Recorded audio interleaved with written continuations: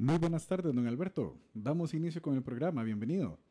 Bien, muchísimas gracias. Bueno, pues hola, ¿qué tal? Saludos, bienvenidos a esta emisión de A las 5 con su servidor Alberto Padilla. Muchísimas gracias por estarnos acompañando. Gracias por estar ahí. Le mando cálidos saludos desde la señal y las instalaciones de CRC 89.1 Radio en San José, Costa Rica, desde donde estamos transmitiendo hasta el punto en el tiempo, en el espacio en el que usted nos está escuchando, porque estamos saliendo en diferentes vías simultáneamente, por ejemplo, en Facebook Live, en la página de este programa a las 5 con Alberto Padilla. Estamos en el canal de YouTube de este programa. Estamos también en podcast, en las principales plataformas para ello, como Spotify, Apple Podcast, Google Podcast y otras 5 importantes más. Aquí en Costa Rica, este programa que sale en vivo en este momento a las 5 de la tarde se repite todos los días a las 10 de la noche aquí en CRC 89.1 Radio. Producción general de este programa, como siempre, desde Colombia, poderosamente a cargo del señor Mauricio Sandoval.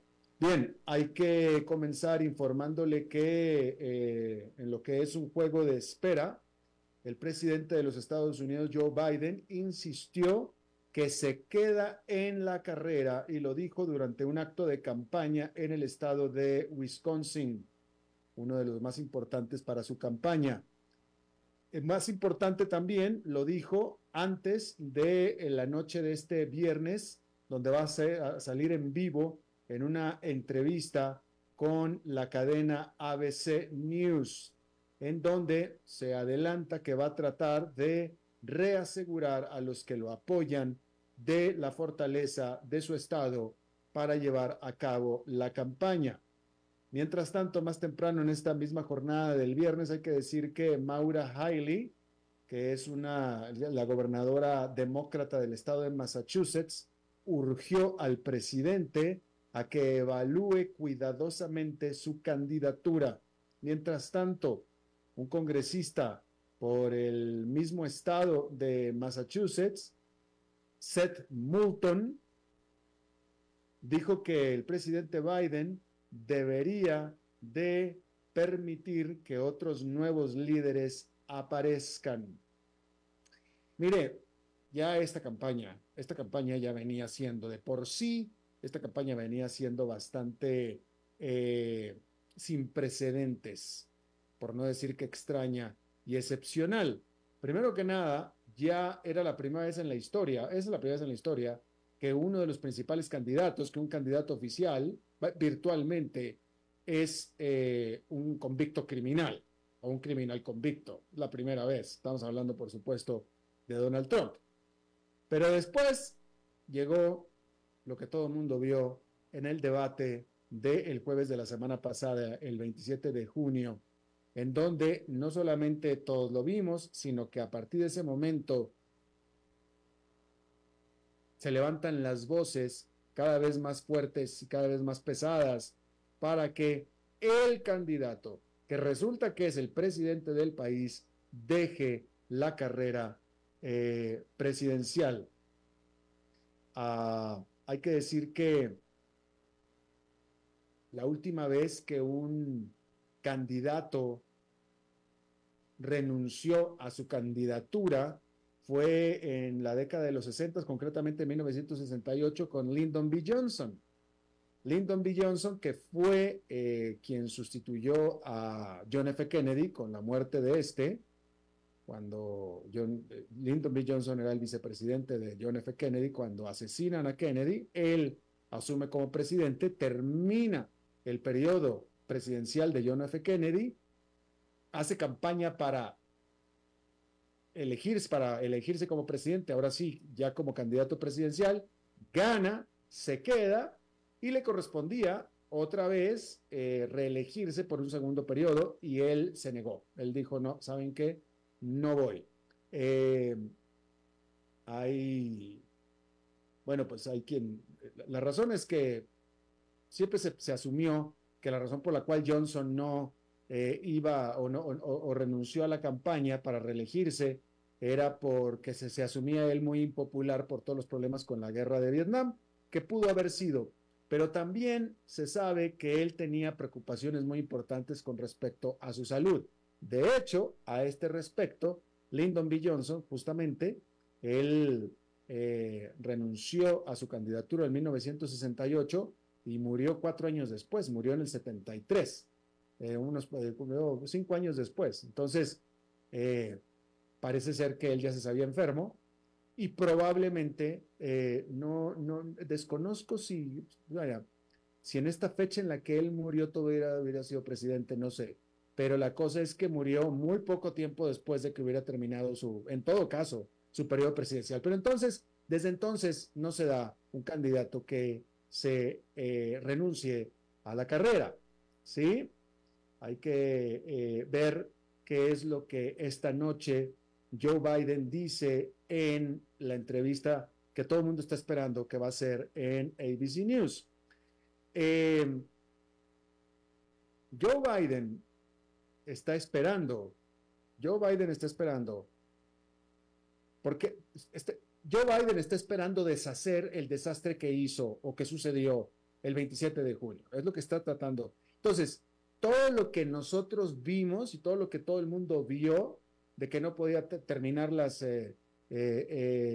oraciones, las ideas se le iban, no pudo combatir a Donald Trump, etcétera, etcétera. Todo eso, que fue un desastre, va a tratar él de remediarlo, de arreglarlo, de cambiar, él va a tratar de cambiar la imagen que él dio a punta de entrevistas como esta y de rallies y de etcétera.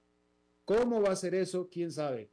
Que no lo va a hacer, no lo va a hacer por medio de otro debate presidencial o un segundo debate presidencial con Donald Trump por una razón muy sencilla, que Donald Trump no lo va a hacer.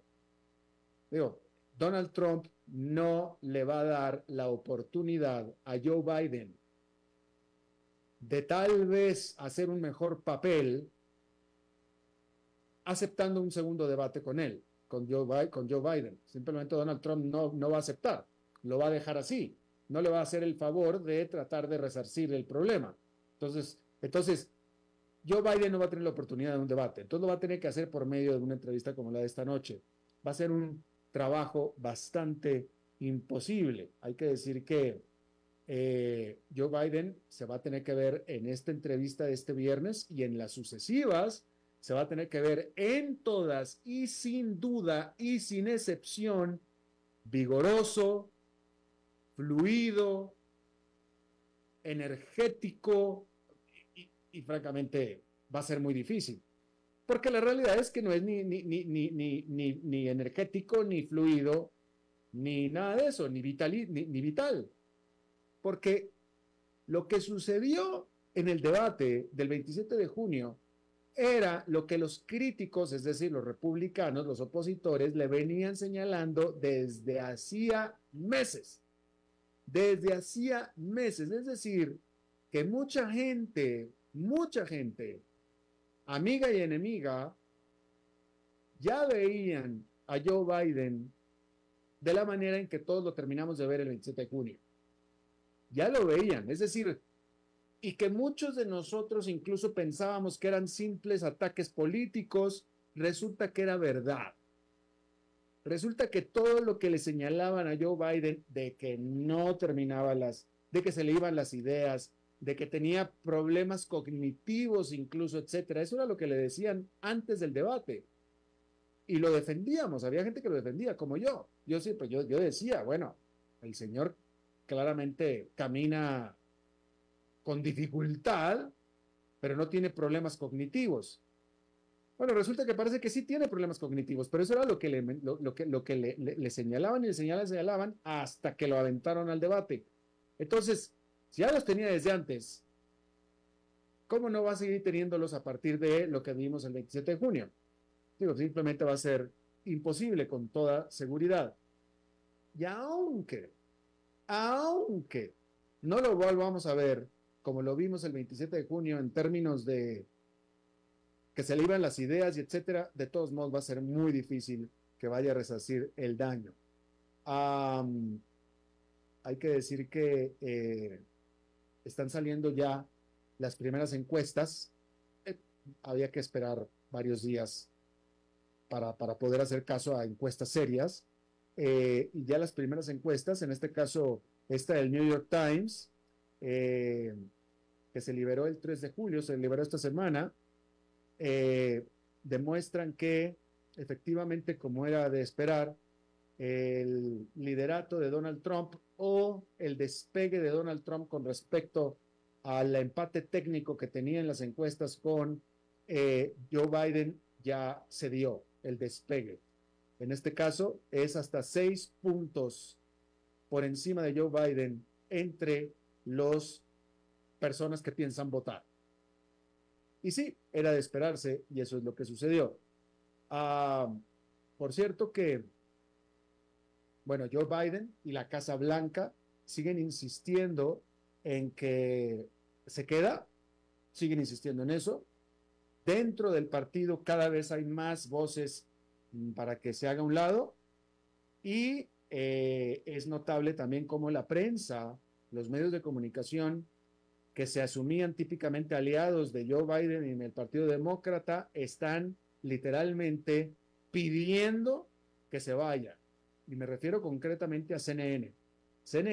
Hoy CNN es quizá más enemiga y en contra de Joe Biden que la propia Fox News. Así se lo digo. Así.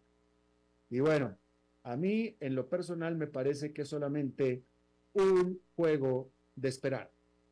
Es un juego de esperar. O sea, entre más se tarde Joe Biden en aceptar lo que es inevitable, que es la renuncia, pues menos tiempo va a haber. Pero yo creo que lo va a tener que hacer. Simplemente lo va a tener que hacer. Vamos a verlo en la entrevista de esta noche, si usted la puede ver, y si no, leerá usted los análisis mañana y el lunes lo estaremos comentando aquí, usted y yo. Bien, por otro lado, los abogados de Donald Trump, ahora, los abogados de Donald Trump, a partir de la decisión de la Suprema Corte de Justicia de otorgarle al menos algo de inmunidad al presidente en sus actos oficiales, que fue esta decisión solicitada e inspirada en Donald Trump, pero que cubre a todos los presidentes, obviamente, pero a partir de ahí, los abogados defensores de Donald Trump fueron con el juez inmediatamente, eso fue el mismo día de la determinación de la Suprema Corte de Justicia, los abogados defensores fueron con el juez de Nueva York que iba a emitir su sentencia de los cargos criminales de los cuales fue encontrado culpable Donald Trump y que iba a emitir su sentencia la próxima semana.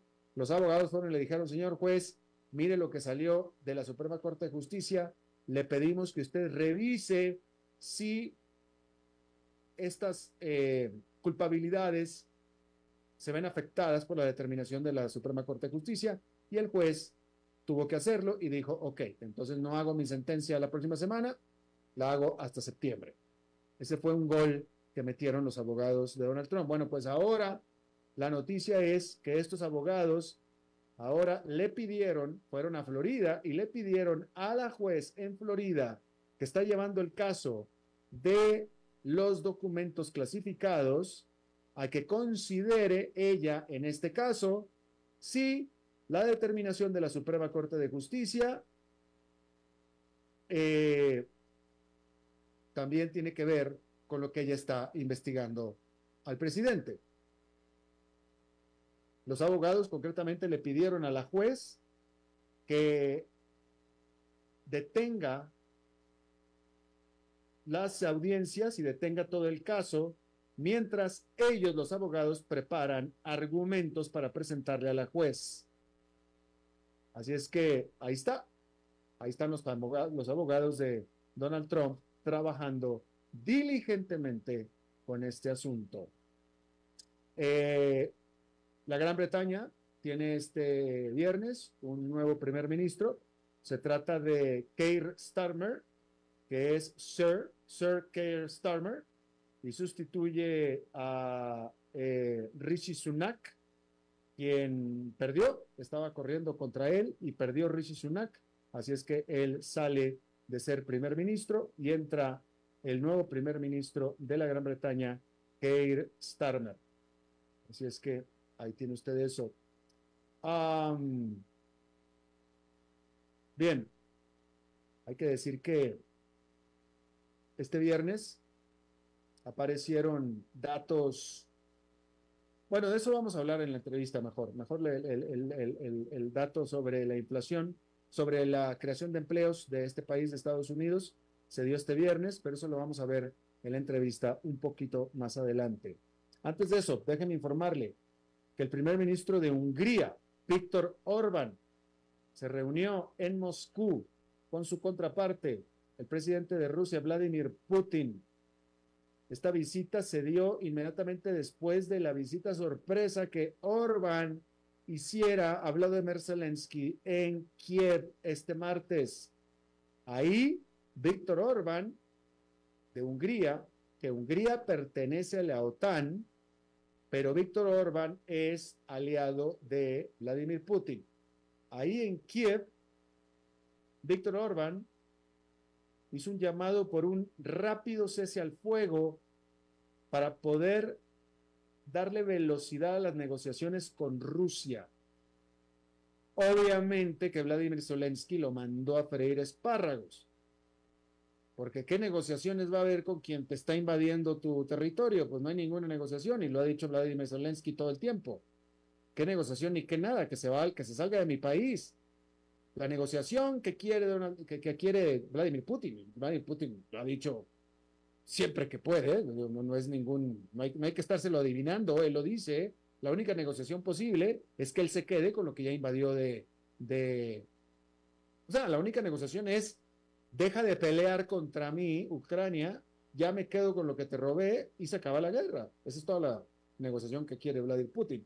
Y bueno, tan aliado es Víctor Orbán, que eso fue a decirle en su casa, en su cara, a Vladimir Zelensky. ¿Sí? Ahora, hay que decir que Hungría, y por tanto el presidente Víctor Orbán, eh, tomó posesión de la presidencia, que es rotativa, de la presidencia del Consejo de la Unión Europea, y esto fue esta semana. ¿Sí? Entonces, Hungría tiene, o Víctor Orbán, la presidencia del Consejo de la Unión Europea. Ok. De ahí, Víctor Orbán se fue a visitar a Kiev, a Vladimir Zelensky, y luego a Moscú a Vladimir Putin.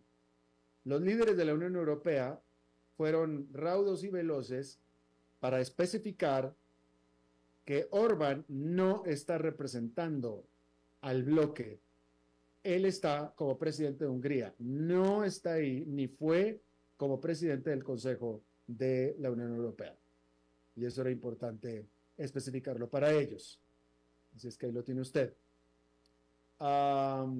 China dijo que seguirá adelante con su investigación por dumping en contra de las importaciones europeas de brandy europeo hacia China. Esto, por supuesto, en una señal del empeoramiento de los conflictos comerciales entre la Unión Europea y China. Esto después de que el jueves la Unión Europea le aumentara y le diera nuevas aranceles a los vehículos eléctricos chinos, los cuales estos vehículos eléctricos chinos se benefician de subsidios estatales.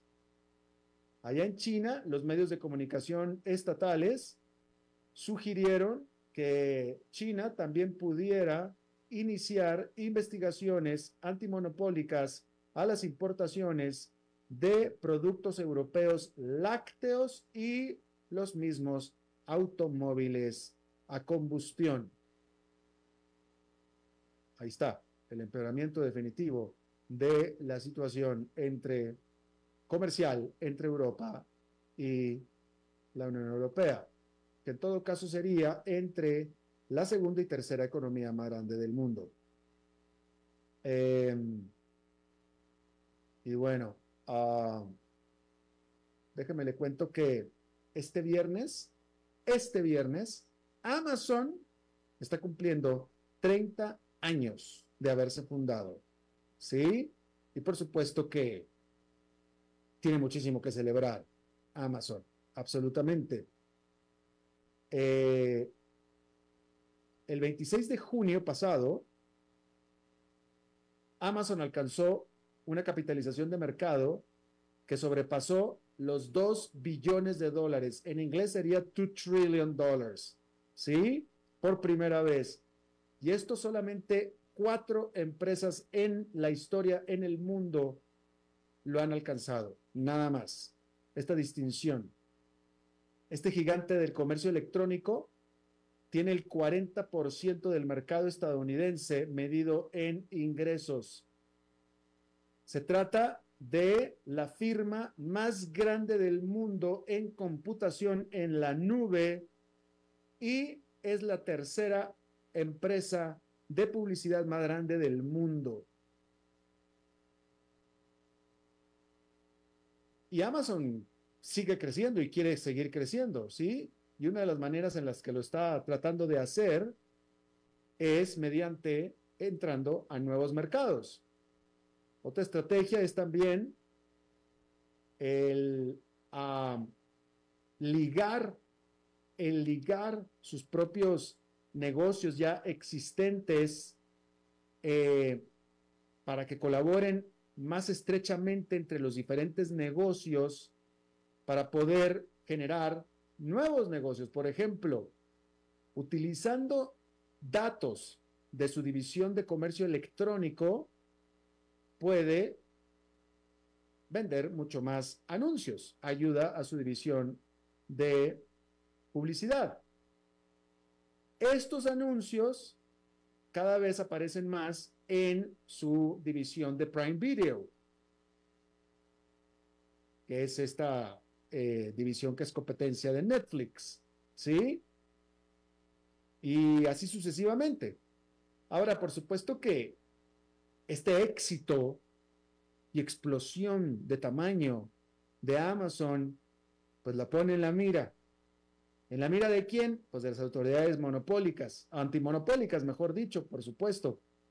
Estos ya han estado diciendo, ya han dicho varias veces que Amazon ha mostrado comportamientos monopólicos o anticompetitivos y por tanto más integración de sus negocios puede con toda seguridad generar más vigilancia y más críticas y más atención por parte, atención no querida, no apreciada por parte de las autoridades antimonopólicas. Y bueno, pues ahí lo tiene 30 años, ¿cómo lo ve? Así es que bueno, ahí tiene usted Amazon. Rápidamente, déjame le informo que el Vaticano excomulgó a un arzobispo, nada menos que a un arzobispo. Este arzobispo había sido el embajador del Vaticano en los Estados Unidos, alguien muy, muy alto en el Vaticano, el arzobispo Carlos María Vigano, y lo excomulgó por simplemente no reconocer la autoridad del Papa, en este caso del Papa Francisco. Este arzobispo había sido crítico del Papa, a quien en alguna ocasión describió como siervo de Satán.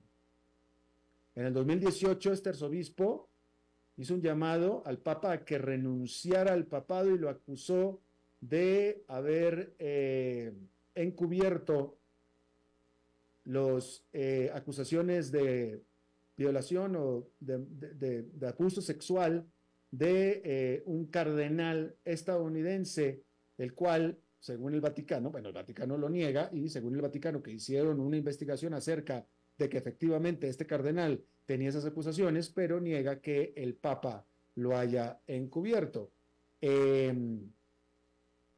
Y la realidad de las cosas es que este Papa Francisco, dentro del catolicismo, el catolicismo siempre ha sido muy sujeto al Papa. al Papa en turno, siempre, siempre. En general, nunca había causado ningún Papa problema. Este Papa tiene problema con las alas más conservadoras dentro del catolicismo por la simple razón de que el Papa no es muy conservador, es un liberal dentro del catolicismo. Y eso dentro del catolicismo cae mal. Entonces probablemente usted lo sabe, yo conozco católicos que literalmente no bajan al Papa de ser Satán. Ellos creen que es un enviado del diablo, del Satán, dentro de la Iglesia Católica. Cosa que es una lástima total, porque si un problema tiene el catolicismo, que está perdiendo terreno frente a las religiones cristianas, es precisamente el fuerte conservadurismo en el que están. Pues es que ese es el problema. Y vaya, si estas gentes conservadoras dentro del catolicismo no les importa seguir perdiendo terreno, seguir perdiendo gente, seguir achicando, si no les importa eso, pues adelante, que sigan entonces con su conservadurismo, adelante. Pero si lo que quieren es atraer más gente a la religión católica, pues hay una razón muy particular por la cual los cardenales eligieron al Papa Francisco como su papa, porque precisamente era lo que necesitaba el catolicismo, un papa, ser un poco más liberales, menos conservaduristas. Entonces, esa es la razón por la cual eligieron y le pidieron a Francisco que por favor, a Bergoglio, que por favor tomara el papado, precisamente porque pensaban que era lo correcto para aumentar la base del catolicismo. Y sí, digo, pues es que esa es la realidad. O sea, la realidad es que el catolicismo se está achicando y es por el conservadurismo y el problema que tienen con eso. Y bueno, ahí lo tiene usted. Dentro del propio catolicismo hay una oposición muy férrea al Papa por ser liberal y por sus ideas. Y bueno, pues ahí lo tiene usted. Así es que, bueno, vamos a hacer una pausa y regresamos con nuestra entrevista de hoy.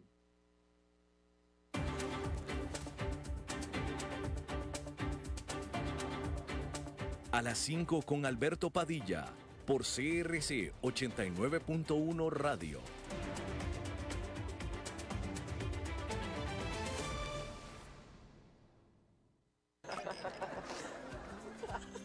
Es tiempo de celebrar los buenos momentos.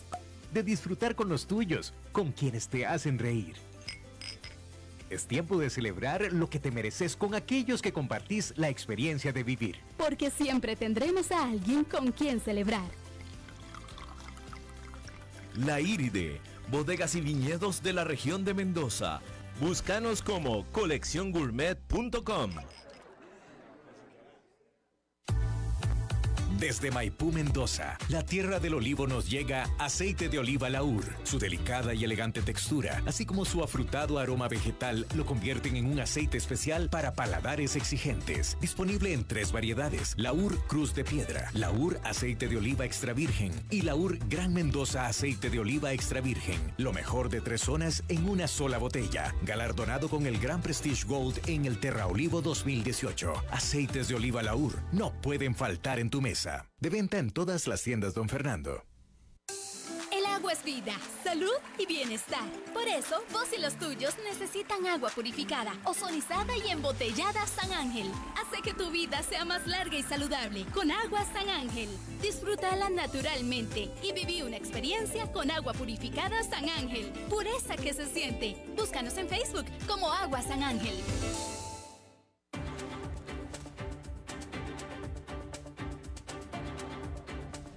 Continuamos escuchando a las 5 con Alberto Padilla por CRC 89.1 Radio.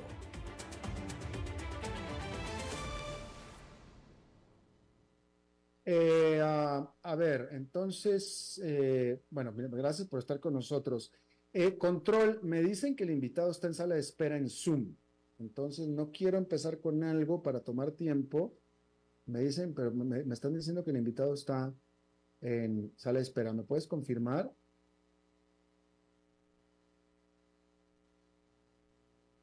porque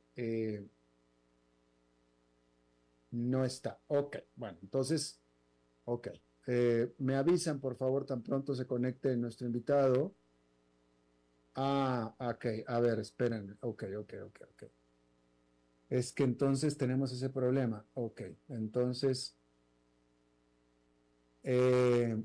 ok, a ver. Hazme un favor, es que no puedo hacerlo aquí. A ver, Adelante, don Control, Alberto, con muchísimo gusto. hazme un favor, mándale por favor ese enlace a Mauricio Sandoval. Listo, ya se lo envié, sí, señor. ¿Estás con Mauricio? Sí, señor. Mándaselo a Mauricio para hacerlo así. Excelente. Ok, en fin, discúlpeme. Esto es lo que sucede, estamos en vivo, entonces cuando estamos en vivo, esto es lo que pasa. Entonces me avisan cuando esté el invitado. Mientras tanto, déjeme, voy informándole, a ver, ¿qué le voy a informar? Bueno, vamos a hablar de bolsa. Hay que decir que esta semana empezó el segundo semestre del año y fue un semestre, el primero, espectacular para las bolsas. Hay que decir que el Standard & Poor's 500 ganó en los primeros 6 meses de este año 14,5% durante el primer semestre. El Dow Jones subió 3,8% y el Nasdaq Composite subió 18%, que fue el que mejor le fue. Acuérdense que el Dow Jones son solamente 30 acciones o 30 empresas, que son las 30 empresas más grandes de Estados Unidos. El S&P 500 y el Nasdaq es mucho más representativo de la economía de Estados Unidos. El S&P 500 son 500 empresas, el Nasdaq son otro tanto más. Esos son los verdaderamente importantes, 14,5% y 18% en lo que va del año. Es decir, que si usted invirtió el dinero que haya invertido el 1 de enero en la bolsa, en un portafolio ligado al indicador, usted tuvo un rendimiento de 18% en 6 meses. Nada mal, absolutamente nada mal. Hay que decir que el principal impulso de este rally que empezó en el 2023, el responsable directo de este rally que empezó desde el 2023 y que continuó durante el primer semestre del 2024 es la frase inteligencia artificial, literalmente. Eso es, no solamente por las empresas directamente metidas y relacionadas con inteligencia artificial, sino sobre lo que la inteligencia artificial puede beneficiar y transformar a las otras empresas adoptando inteligencia artificial, ¿sí? Por ejemplo, en el caso del S&P 500, las ganancias fueron concentradas en lo que se le conoce como las magníficas 7 de las grandes tecnológicas, que son las grandes, las de siempre, Microsoft, Apple, ahora Nvidia, pero el resto, estamos hablando del S&P 500, el grueso de las ganancias son por 7 empresas. Estoy viendo que está ahí ya Alfredo. ¿Estás ahí, Alfredo? Ya está Alfredo. Bueno, no te escucho, Alfredo. Fíjate a ver si tienes... ¿Qué tal, Alberto? ¿Me escuchas? Sí. ¿Cómo estás, Alfredo? Bien, muy bien, Alberto. Gracias por la invitación. Tuvimos problemas con el satélite. Ya sabes cómo son estas cosas. Bueno, tenemos con nosotros, y le agradezco muchísimo, a Alfredo Coutinho. Él es el director para América Latina, economista, director para América Latina de Moody's Analytics, y vamos a hablar con él acerca de las cifras del empleo que se dieron a conocer este viernes. Este viernes se dieron a conocer las cifras de empleo para junio, y en junio se añadieron 206,000 puestos de trabajo en la economía de Estados Unidos, que es una muy buena cifra, pero sin embargo es una cifra menor a la que se registró el mes anterior, y según este análisis que estoy leyendo, es una quinta parte por debajo del promedio mensual del último semestre, ¿sí? Y adicionalmente, las cifras del empleo de los 2 meses anteriores fueron revisadas a la baja. Por tanto, la tasa de desempleo de los Estados Unidos subió a 4,1%. lo cual pues todavía sigue siendo muy buena cifra, ya no lo va a decir Alfredo, que es buena cifra, 4,1%, pero sin embargo es muy arriba y muy por encima de su nivel mínimo que alcanzó el año pasado de 3,4%. Alfredo, ¿cuáles son tus primeros análisis al escuchar estas cifras?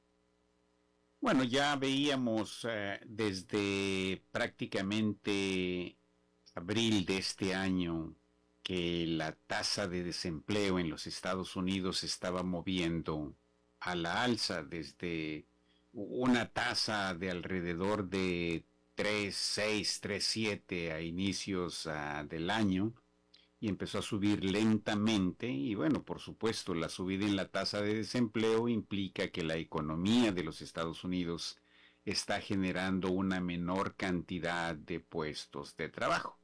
Lo cual es lógico porque venimos de una economía que entró en una fuerte expansión en el 2022 después del rebote el rebote posrecesivo del 2020 y naturalmente las economías después de entrar en una recesión tienen un salto muy importante el siguiente año y después tienden a convergir de manera natural a una tasa de acuerdo con la tendencia histórica y eso es lo que está pasando con los Estados Unidos, eso es lo que está pasando con la mayoría de los países en el mundo. Entonces hay una convergencia natural a una tasa de crecimiento menor con respecto a la que se presentó en los años anteriores y por supuesto eso hace que la absorción de nuevos trabajadores que entran al mercado laboral pues se vaya reduciendo gradualmente y eso generalmente genera un aumento en la tasa de desempleo, la cual como tú mencionas, Alberto, está ya en 4,1 y que viene desde la tasa de desempleo natural estimada para los Estados Unidos de 3,5% que se registró a mediados del año pasado. Entonces eso quiere decir que sí hay una desaceleración de la actividad económica en los Estados Unidos, pero nosotros la vemos como una desaceleración natural, como un proceso de convergencia a tasas más consistentes con la capacidad productiva de la economía estadounidense. Mira que qué bien que terminaste con esa idea la pregunta, porque entonces me das la segunda pregunta y es ¿cuál es la tasa ideal de acuerdo a la capacidad de Estados Unidos? El 2,5 el crecimiento potencial de la economía de los Estados Unidos. Hay que recordar, Alberto, que en el primer trimestre la economía presentó un crecimiento de 2,9%. Nosotros estamos estimando que al cierre del segundo trimestre se haya desacelerado hacia un 2,6, 2,7%. Se está acercando ya a la tasa de crecimiento potencial del 2,5%. Pero ojo, porque en la segunda mitad de este año nosotros estamos esperando que la economía continúe con este proceso desaceleratorio y el crecimiento puede llegar hasta 2% en el último trimestre de este año, lo cual por supuesto es menor a la tasa de crecimiento potencial, pero la economía ha estado corriendo a una velocidad de calentamiento, como le decimos los economistas, y eso viene a refrescarle un poco la calentura a la economía de los Estados Unidos. Por eso es que nosotros lo vemos como un proceso natural, un proceso saludable, mientras las cosas no se salgan de la mano de los hacedores de política monetaria, sobre todo en los Estados Unidos, y continúen con el apretamiento monetario por un periodo más prolongado, lo cual entonces sí tendría repercusiones negativas para la economía estadounidense. ¿A qué le llamarías tú más prolongado? Bueno, sabemos bien por los discursos y por la actuación de los miembros del Comité de Mercado Abierto de la Reserva Federal que todavía no están dispuestos a empezar a relajar el ciclo monetario en los Estados Unidos. Y esto lo que implica es que todavía no se sienten seguros de empezar a recortar la tasa de interés que maneja la Reserva Federal, que como bien sabemos está en un rango de 5.25 a 5.50. Y por las declaraciones que han hecho los miembros de la Reserva Federal en conjunto, parece ser que no van a recortar la tasa de interés ni en septiembre, ni en julio, ni en septiembre, que son las siguientes dos reuniones de política monetaria, sino posiblemente lo vayan a hacer hasta noviembre o en el peor de los casos hasta diciembre, lo cual quiere decir que la tasa se va a mantener sin cambio por algunos meses y eso por supuesto implica un freno a la demanda interna y consecuentemente a la actividad económica. A eso es lo que consideramos que si se prolonga más de lo que se necesita esa restricción monetaria, esa aplicación del freno monetario, entonces va a tener consecuencias negativas para la actividad económica. Pero Alfredo, me parece, y esta es la pregunta que yo te hago, me parece que estás diciendo que ya se está pasando o que si se pasa de más allá de septiembre va a ser demasiado, ¿eso es lo que estás diciendo?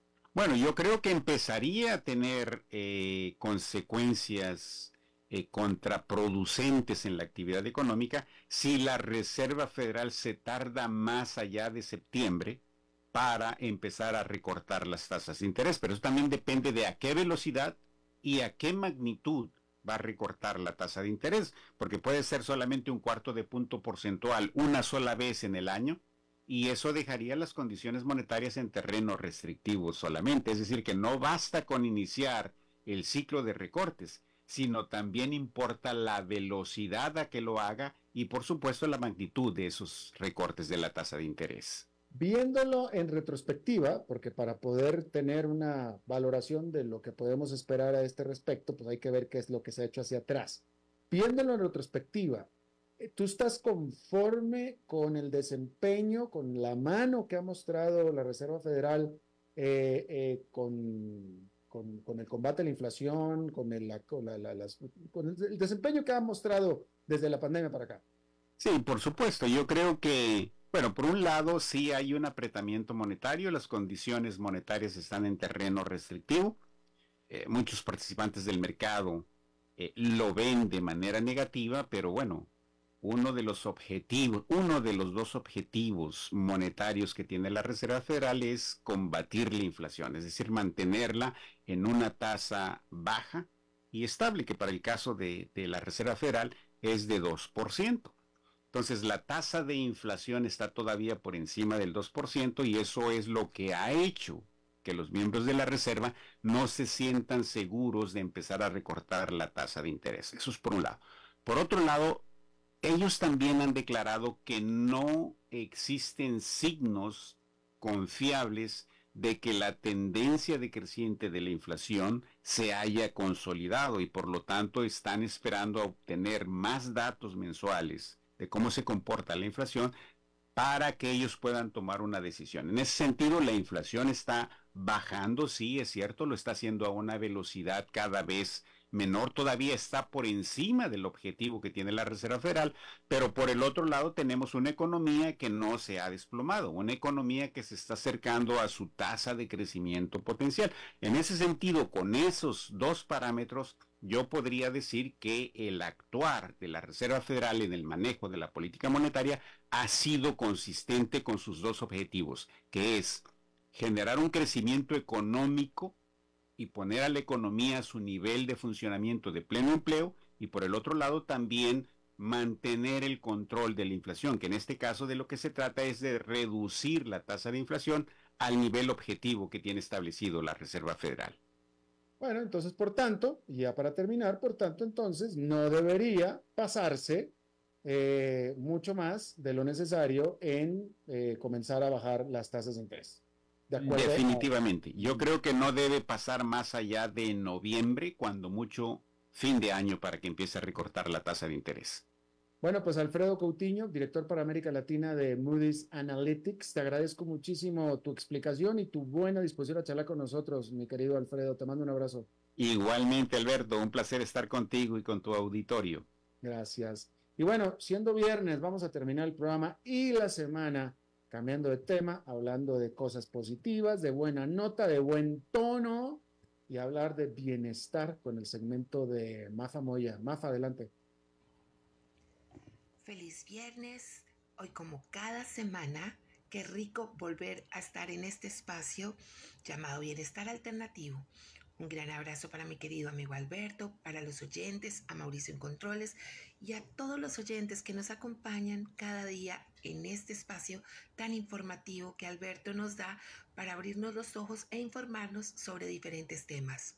Pero en este vamos a hablar de vibración para percibir la realidad de nuestra mente. Hoy vamos a reconocer el poder de nuestra mente, esa capacidad para influir en la capacidad de nuestras emociones, nuestros pensamientos y hasta de nuestras acciones. Lo que significa que nuestras creencias, nuestras actitudes, nuestras verdades absolutas pueden afectar nuestra percepción acerca de las cosas. Y eso puede estar generando cosas positivas en nuestra vida o desafortunadamente nosotros mismos podemos ser nuestros propios enemigos creando nuestra mente, codificando esos pensamientos en baja vibración, porque así lo haríamos mal, porque desde ahí no podríamos enfrentar los desafíos que se nos presenten en la vida. La mente nos puede llevar a sabotearnos y repetir patrones y acciones, convirtiéndonos en personas autocríticas, con densidad, con pesadez, con negatividad en todo lo que hacemos, evitando pues así ser personas positivas que fluyen, generando inclusive a veces hasta procrastinar, posponer cosas, porque no estamos realmente conscientes y estamos empezando a generar miedo al rechazo, pensar cosas acerca de lo que los demás piensan de nosotros, creando narrativas que no son ciertas. La mente a menudo magnifica esas situaciones haciéndonos creer cosas que no son, una realidad que nos dificulta nuestro proceso de crecimiento y de bienestar. Sí, señores, la mente es increíble, es una máquina perfecta si se pudiera comparar a un gran computador, en donde siempre nos quiere sacar del momento presente, como si tuviera un virus, en donde nos hace ir siempre a ver todo lo malo y no lo bueno, en donde nos hace pensar en todo lo que no tenemos, en lo que es escaso, lo que enferma, lo que nos agobia y no lo afortunado que somos, pensando en agradecimiento. La mente le cuesta estar en el momento presente. Generalmente nos lleva a ir al pasado o al futuro. Se nos olvida estar presentes de este momento. Hemos generado tanta adicción a la inmediatez, a que todo sea ya, pero siempre volvemos al pasado y al futuro, activando el ego, activando la crítica, el juicio, no solamente con los demás, sino con nosotros mismos. Y es ahí donde a veces aparecen los ISIS, y si hubiera hecho, y si hubiera reaccionado de tal manera, o si hubiera hecho tal cosa, por la cantidad de expectativas y de control que queremos tener sobre las cosas. Así, chicos, ese resultado cuando sale diferente a lo que esperábamos nos genera más frustración, más agobio. Y entonces nos vamos a generar ansiedad pensando en el futuro. ¿Qué va a pasar? ¿Qué vamos a hacer? ¿Cómo voy a manejar esta situación? ¿Cómo voy a enfrentar esto? Con todo el drama y el caos que empezamos a generar. Pero cualquiera que sean los casos, en pasado, futuro, estamos desperdiciando nuestra energía. Estamos desperdiciando la oportunidad de hacernos responsables de nuestros actos desde el momento presente, aquí y ahora. Es la única forma de poder enfrentar la situación y cambiarla. Aceptar que a veces no tenemos el control y que tenemos que estar con plena atención para permitirnos trabajar con compasión, aceptando que somos co-creadores y no víctimas, que no tenemos que ser perfectos, pero que tenemos que tomar el control de las cosas que pensamos, decimos y accionamos. No haciendo multitareas, haciendo una tarea a la vez, aprendiendo a perdonar, a dejar de juzgar, a dejar de criticar y ver el pasado solamente como un proceso de aprendizaje, no comparando ni pensando lo que los demás están haciendo, enfocándonos en nuestra realidad, en lo que nosotros queremos y merecemos por derecho universal. El futuro realmente no existe, es una ilusión, solo tenemos este presente y desde este presente es la oportunidad que tenemos de elegir lo que queremos pensar, lo que queremos nutrir con lo que hablamos, con lo que decimos y con lo que nos alimentamos, no solamente en nuestro cuerpo físico, sino en el cuerpo energético, porque somos alma, espíritu, cuerpo y tenemos que ser coherentes entre lo que pensamos y lo que decimos. Así que la percepción del futuro solo es una ilusión que no existe. Entonces, a volver al presente. No vale la pena tener ansiedad por algo que todavía no ha sucedido y no sabemos ni siquiera qué va a pasar. Pero si sembramos bonito, vamos a tener la certeza de que nos va a ir bien. Tenemos la total libertad de elegir qué queremos en nuestras vidas. Somos co-creadores y nuestra mente nos permite elegir y tomar decisiones en positivo y no en negativo, en plena presencia, aquí y ahora. Y créanme que en negativo siempre se repite una y otra vez los mismos patrones que nos agobian, que nos lastiman, que nos posponen. Pero cada vez que elegimos abrirnos al campo de las infinitas posibilidades en positivo, se nos abre múltiples oportunidades para crear cosas diferentes. Como decía Albert Einstein, si sigues haciendo lo mismo, pues vas a tener los mismos resultados. Así que si no te está gustando algo de lo que te estás haciendo, es el momento de pensar diferente. Que este fin de semana los haga pensar que están creando desde el pensamiento. Están en el pasado, en el futuro, en el presente. Están en positivo o en negativo. ¿Qué estás haciendo? ¿Estás siendo co-creador o estás siendo víctima? Acuérdate que siempre tienes la opción de ser luz, de ser una persona positiva que merece ser feliz. Y cuando lo piensas y te imaginas cómo sería tu felicidad, es extraordinario los resultados que puedes tener en conciencia, en plena atención, con creencias, con valores, con experiencias claras y con coherencia entre lo que piensas y lo que dices. Eres responsable de tus acciones y que este fin de semana te hagas responsable de eso que estás construyendo para ti. Espero que tengan un formidable fin de semana, entendiendo el poder de la mente para elegir ser feliz. Un abrazo. Gracias, Mafa Moya, muchísimas gracias, excelente comentario, excelente segmento como siempre. Sigan a Mafa Moya en sus redes, Mafa Moya, @Mafa Moya, Mafa de María Fernanda, Mafa Moya con Y, @Mafa Moya. Y bueno, eso es todo lo que tenemos por esta emisión y por esta semana de a las 5 con su servidor Alberto Padilla. Muchísimas gracias por habernos acompañado. Espero que termine este día en buena nota, en buen tono y nosotros nos reencontramos en la próxima. Que la pasen muy bien. A las 5 con Alberto Padilla fue traído a ustedes por Transcomer, puesto de bolsa de comercio. Construyamos juntos su futuro. Somos expertos en eso.